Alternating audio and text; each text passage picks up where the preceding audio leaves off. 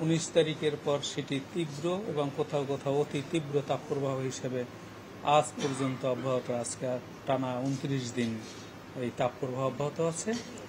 আপনারা জানেন যে এর আগেও এরকম বড় ধরনের তাপপ্রবাহ ছিল। 1992 সাল উষ্ণতম বছর ছিল, সেখানেও 30 দিন তাপপ্রবাহ ছিল কোনো না কোনো স্টেশনে। কিন্তু in terms of area coverage এবং বাংলাদেশব্যাপী যে ব্যক্তিকাল, সেই হিসেবে এবছরের তাপপ্রবাহ কিন্তু 76 বছরের মধ্যে একটা বড় ব্যক্তিকাল বিশিষ্ট তাপপ্রবাহ। এবং আপনারা জানেন যে এই এপ্রিল মাসে গড়ে 9 দিন বজ্রঝড় হয়, অথবা আমরা লোকালি একে কালবৈশাখী ঝড় বলি। এইরকম কালবৈশাখী ঝড় হলে আপনার তাপমাত্রা একটু সহনশীল মাত্রায় থাকে, কিন্তু এবছর এপ্রিল মাসে বজ্রঝড়ের ঘনঘটা এবং বড় ধরনের বজ্রঝড় একটি তৈরি হয়েছে। সিলেট এবং চট্টগ্রামে বিচ্ছিন্নভাবে বজ্রঝড় তৈরি হলেও তা বিদ্যমান তাপপ্রবাহকে তেমন একটা কমাতে পারেনি। আমরা আশা করছি যে 2 তারিখ থেকে বিশেষ করে সিলেট বিভাগ, ময়মনসিংহ বিভাগ, ঢাকার পূর্বাঞ্চলের জেলাগুলো এবং চট্টগ্রাম বিভাগ এবং বরিশাল বিভাগের কোথাও কোথাও অস্থায়ীভাবে দমকা বাতাস এবং ঝোড়ো হাওয়া সহ বৃষ্টি অথবা বজ্রসহ বৃষ্টি হলে এই যে বিদ্যমান তাপপ্রবাহের যে তীব্রতা, তা বহুলাংশে কমে যাবে এবং ওই সব বিভাগে বিশেষ করে স্বস্তিদায়ক পরিস্থিতি তৈরি হবে। তারপরও খুলনা বিভাগ, রাজশাহী এবং রংপুর বিভাগের কিছু কিছু জায়গায় তাপপ্রবাহ অব্যাহত থাকতে পারে, তবে তার তীব্রতা অনেকটাই কমে যাবে।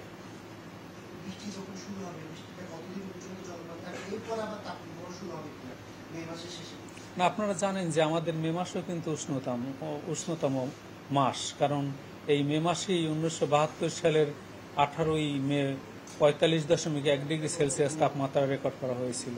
সুতরাং মাস হিসেবে মে মাস উষ্ণতম মাস। এই মাসে তাপপ্রবাহ হয়, বজ্রঝড়ও হয়। সুতরাং আমরা আশা করছি যে এই মে মাসের 2 তারিখ থেকে বিশেষ করে বৃষ্টিপাতের পরিমাণ বৃদ্ধি পাবে এবং ক্রমান্বয়ে সে সারা বাংলাদেশে বিচ্ছিন্নভাবে 2 তারিখের পর থেকে 7 তারিখ পর্যন্ত বিচ্ছিন্নভাবে বৃষ্টিপাত সংঘটিত হতে থাকবে এবং বৃষ্টিপাতের তীব্রতা বৃদ্ধি পেলে বিদ্যমান তাপপ্রবাহ কিছুটা প্রশমিত হবে এবং 7 বা 8 তারিখের পর আবার তাপমাত্রা বৃদ্ধি পেয়ে পরবর্তীতে এই এক্সট্রিম ইভেন্টের পূর্বাভাস আপনাদেরকে অবহিত করা হবে।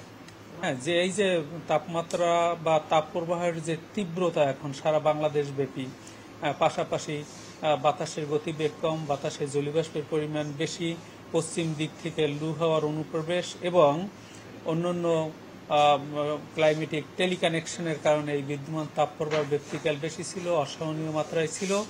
আশা করি এই বৃষ্টিপাতের পর দেশের পূর্বাঞ্চলে, আমরা মধ্যভাগ থেকে যদি পূর্বাঞ্চলকে ভাগ করি, পূর্বাঞ্চলে অনেকটাই স্বস্তিদায়ক পরিস্থিতি তৈরি হবে। তবে ইতিমধ্যে আমরা বলেছি যে রাজশাহী এবং খুলনা বিভাগের কিছু কিছু জায়গায় মৃদু থেকে মাঝারি ধরনের তাপপ্রবাহ অব্যাহত থাকার সম্ভাবনা রয়েছে। তবে এই বিদ্যমান তাপপ্রবাহের এরিয়া কভারেজ অনেকটাই কমে গিয়ে কিছুটা স্বস্তিদায়ক পরিস্থিতি তৈরি হবে।